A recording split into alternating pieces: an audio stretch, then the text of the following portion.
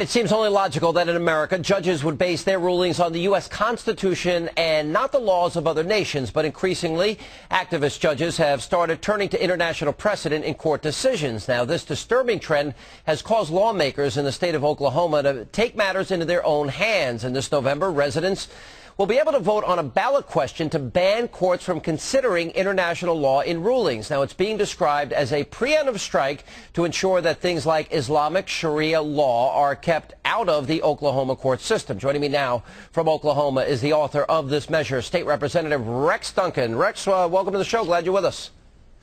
Thank you, Sean. I appreciate it. You know, this debate is years overdue, Sean. State Senator Anthony Sykes and I authored a joint resolution that we called the Save Our State Amendment. And on final passage, it became State Question 755, which, by the way, you can read at rexduncan.com. Now, Sean, 755 is a preemptive strike, and it will allow Oklahoma voters this November to vote to amend our state constitution, prohibiting all state courts from using or considering international law or Sharia law. All right, now this is important. This came up, the controversial imam that wants to build a mosque right next to where Ground Zero is. We found out in his writings that, in fact, he wants America to be more Sharia compliant, and he wanted a judiciary within a judiciary so that literally, you know, we could circumvent our own constitution, which is scary. Now, some of the points that you've been arguing is this is not unprecedented to surprise people. Why don't you tell us what's happening in Great Britain? Well, it's not unprecedented, and that's the problem. People will not open their eyes, or they choose to look the other way. You know, Sharia law has come to Great Britain. I've described it as a cancer upon Great Britain's survivability. It is that serious. There are dozens of Sharia-type courts there. Well, Sharia law is basic Islamic law. It derives its sources from the Quran. That's not what I'm asking. We've gone over Sharia law. Explain how the Sharia courts, exactly what they are in Britain. Well, what it would entail is, say, a domestic case, a family, a divorce or child custody, arbitration. These parties would come to the court and say, we want to be bound by Islamic law, and then ask the courts to enforce those agreements. That is a backdoor way to get Sharia law in the courts. There will be efforts, have been some efforts, I believe, to explore bringing that to America, and it's dangerous. It would be the same cancer upon American courts it is in Great Britain. Here's what I want. I want to put something up on our screen here because, well, when we talk about immigration, we talk about assimilation. You come to America, you become an American.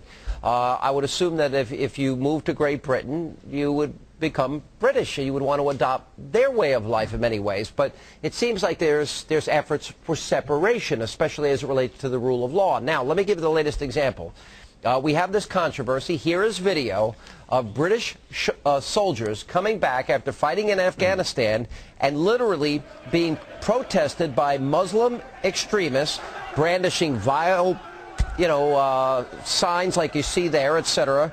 I'm not sure if that was one, but they do have some calling them baby killers and rapists and butchers, etc., etc.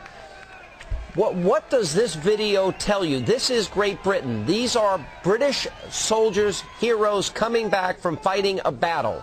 They are called baby killers, rapists, and butchers. What does that tell you? Are these the same people that would want to implement Sharia law in Britain? They are, Sean. That's a preview. We call that a movie trailer. That is not, that's something that's coming to America. Sean, you and I are about the same age. Your children and my children have a right to inherit the same liberties and freedoms that we inherited. These people that you see, that you're showing, those are the same people that are coming here to take away those liberties and freedoms from your children, my children, and our grandchildren. Yeah. And it's time that the state legislatures step up and do what the federal government has willfully refused to do. Well, I hope this passes. We'll watch this measure very closely. We appreciate you being with us. Sean, I would tell you that by the time your Freedom Concert comes to Tulsa on August 20th, I predict that other state legislators will have announced their intentions to follow suit and introduce similar legislation in their states next year. Well, I look forward to meeting you down there. Thank you very much for being with us. And yes, we have 8 Freedom